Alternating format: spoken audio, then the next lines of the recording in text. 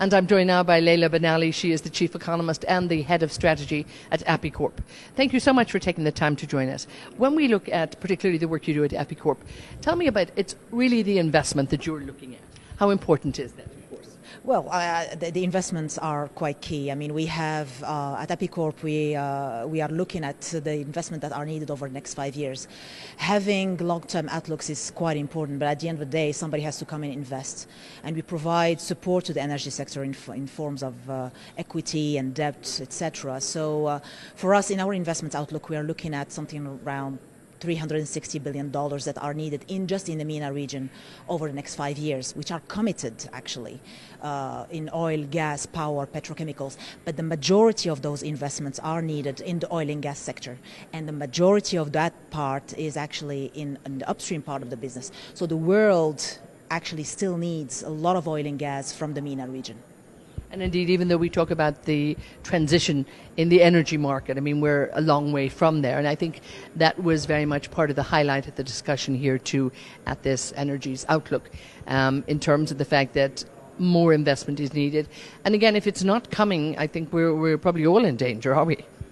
Well, I mean, here again, we don't want to be too alarmist. I mean, the energy sector has been going through several periods of ups and downs, and people were talking about peak supply and then peak demand, and we ended up today in a situation where climate change is actually quite high on government's agendas and policymakers' agendas. At the end of the day, I think one interesting key message that was given today is the time to transition is quite long for any form of energy, and I think renewables, just like the nuclear industry, I would say, is going through a very rapid transition and taking up a lot of market shares quite rapidly in the energy sector. But here again, this was, like for the nuclear industry, very much helped by government policies. So at the end of the day, the governments are the ones and the policymakers are the ones who are actually sending the right signals for the types of industries that they want. When we look at the outlooks, the OPEC outlook and the International Energy Agency outlook, a lot of work obviously goes into this. And these are outlooks that are very important for so many people across the sector. I'm sure you take time to look at these outlooks too. But how important is it that there's this dialogue that actually takes the time to compare them and really make sense of them?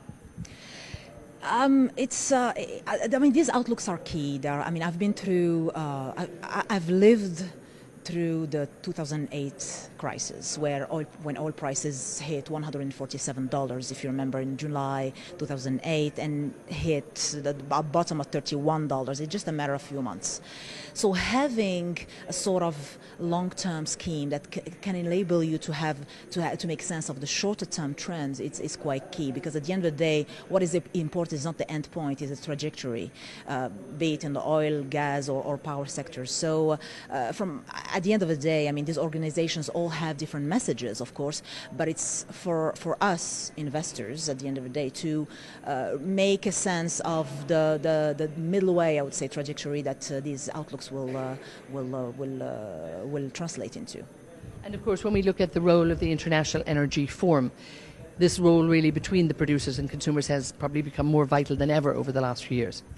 I think the role that the IEF has played over the last decade, it has been quite key in bringing together in the same room the producers and the consumers and facilitating the dialogue. Of course, there are a lot of things to be done, and usually one thing that we always look at in this industry is the transparency of data. But I think the world in that specific part of the value chain is quite different today than it was 10 years ago, because the Internet of Things, the satellite imaging. I mean, we see a lot of startups who are looking at whatever is available from the internet, in social media, through satellite imaging, and making sense of the number of tankers, for example, which are being traded every day. So that sort of additional transparency actually helps with the work of organizations like the IEF to maintain some sort of stability in the market. Super. Okay, well, thank you so much for taking the time. Thank you, Edney. Thank you.